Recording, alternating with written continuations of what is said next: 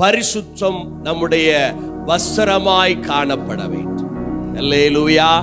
வெள்ளை வெள்ளை போடுவதுதான் பரிசுத்தம் என்பது அல்ல. நிறைய சபைகள்ல அல்லது நிறைய போதனைகள் சில சபைகள்ல என்ன செய்கிறது, ஆமென், வெள்ள வெள்ள போட்டுட்டு வந்தா பரிசுத்தம் என்று நினைக்கிறார்கள். அது பரிசுத்தம் அல்ல. அப்படி பார்த்தா வெள்ள வெள்ள போடுற எல்லாருமே பரிசுத்தவானா தான் இருக்கணும்.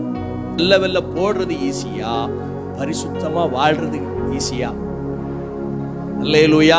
ஒரு ஒயிட் ட்ரெஸ் போட்டுட்டா நமக்கு பரிசுத்தம் வந்துருச்சு அப்படின்னு சொன்னா வேதம் அதை அங்கீகரிக்கவில்லை.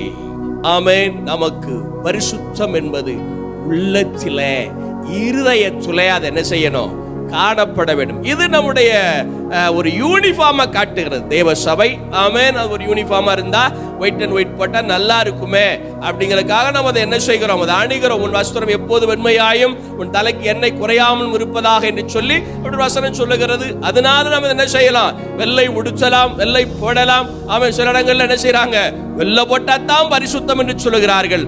அப்படி அல்ல. அப்படி பார்த்தா இன்றைக்கு உலகத்துல அரசியல்வாதியை போல பரிசுத்தவான் யாருமே இருக்க முடியாது. நம்மளை காட்டிலும் அருமையான தும்பப்பூ அப்படியே ட்ரெஸ்ல போட்டு வராங்க.